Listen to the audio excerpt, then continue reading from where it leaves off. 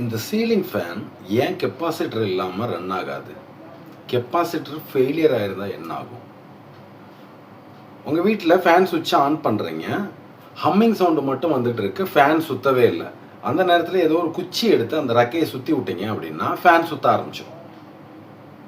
அப்படின்னா என்ன அர்த்தம் அப்படின்னா, உங்கள் வீட்டு சீலிங் ஃபேனோட கெப்பாசிட்டர் போயிடுச்சுன்னு அர்த்தம். இப்போ இந்த இடத்துல என்ன நடக்குது?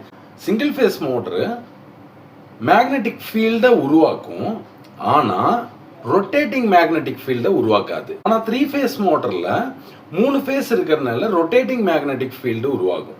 ஒரு ஃபேஸ்க்கும் இன்னொரு ஃபேஸ்க்கும் இடையில 3 ஃபேஸ்க்கு இடையில 120 டிகிரி ஆங்கிள் வித்தியாசம் இருக்கும், 120 டிகிரி ஆங்கிள் வித்தியாசம் இருக்கும். அப்போ 3 ஃபேஸும் வெவ்வேறு வகையான மேக்னெட்டிக் ஃபீல்டு அந்த இடத்துல கிரியேட் ஆகிறதுனால ஒரு மோட்டரை சுலபமாக அதால் ரொட்டேட் பண்ண வைக்க முடியும். ஆனால் சிங்கிள் ஃபேஸ் மோட்டருக்கு ரொட்டேட்டிங் மேக்னெட்டிக் ஃபீல்டு கிடையாது, மேக்னெட்டிக் ஃபீல்டு மட்டும்தான் இருக்குது.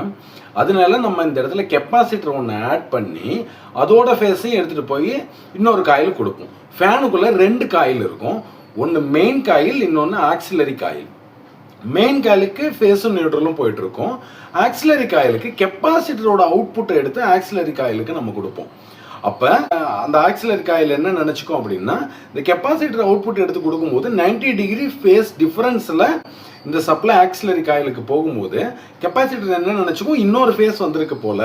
அப்போ இதோட மேக்னெட்டிக் ஃபீல்டு ஒரு டைரக்ஷன்லையும், இந்த 90 டிகிரி ஃபேஸ் டிஃப்ரெண்ட்டில் இருக்கிற இந்த கெப்பாசிட்டரோட ஃபேஸ் இன்னொரு ஆக்சிலரி காயிலுக்கு போகும்போது அது இன்னொரு டைரக்ஷன்லையும் சுற்றுறதுக்கு, ரெண்டும் ஆப்போசிட் சுற்ற வைக்கிறதுக்கு போதுமான ஃபோர்ஸை க்ரியேட் பண்ணிடும். இதுதான் அந்த ரொட்டேட்டிங் மேக்னெட்டிக் ஃபீல்டுன்னு சொல்கிறோம். ஸோ இந்த கெப்பாசிட்டர் இல்லை அப்படின்னா இந்த ரொட்டேட்டிங் மேக்னெட்டிக் ஃபீல்டு உருவாகாது. உங்கள் சீலிங் ஃபேனில் கெப்பாசிட்டர் ஃபெயிலியர் ஆகியிருந்தாலும் ஹம்மிங் சவுண்டு மட்டும் வந்துட்டு இருக்கும், ஃபேன் சுற்றாது. அந்த நேரத்தில் ஒரு குச்சி எடுத்து சுற்றினீங்கன்னா சுற்றிடும். அப்போ உங்கள் ஃபேனோட கெப்பாசிட்டர் போயிடுச்சு அப்படிங்கிறத நம்ம தெரிஞ்சுக்கலாம். கெப்பாசிட்டரை எப்படி செக் பண்ணுங்கிறத அடுத்த வீடியோவில் நான் சொல்கிறேன். நான் உங்கள் மின்சார மனிதன்.